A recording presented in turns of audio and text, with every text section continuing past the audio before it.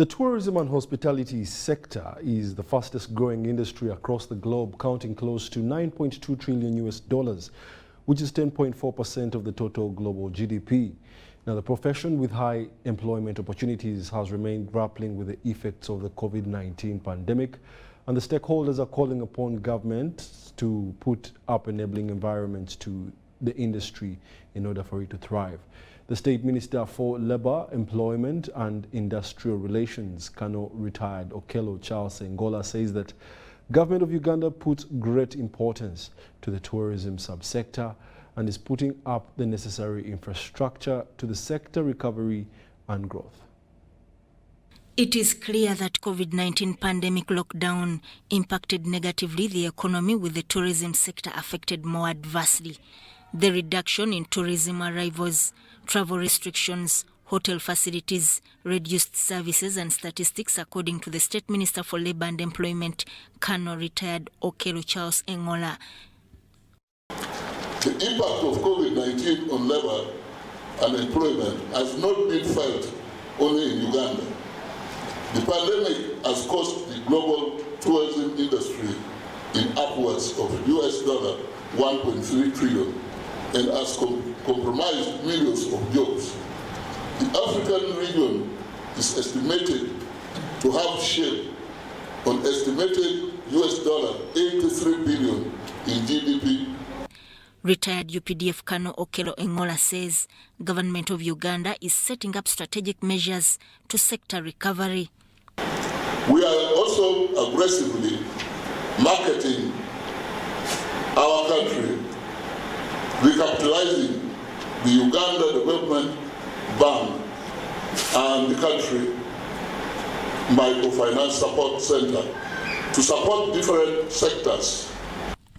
He, however, expressed dismay over the many employers who do not support trade unions in Uganda, adding that this is a constitutional obligation.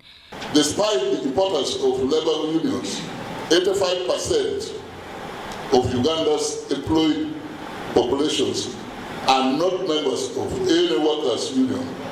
The Stakeholders Symposium held in Hoima City was convened by the Uganda Hotels, Food, Tourism, Supermarkets and Allied Workers Union, with the aim of addressing sector COVID-19 recovery, fair competition and compliance in the Albertine region. One of the things that has brought us here to do is to ensure that there is compliance in this region. We have been undertaking some simple studies, but we find that there are so many companies that are not compliant.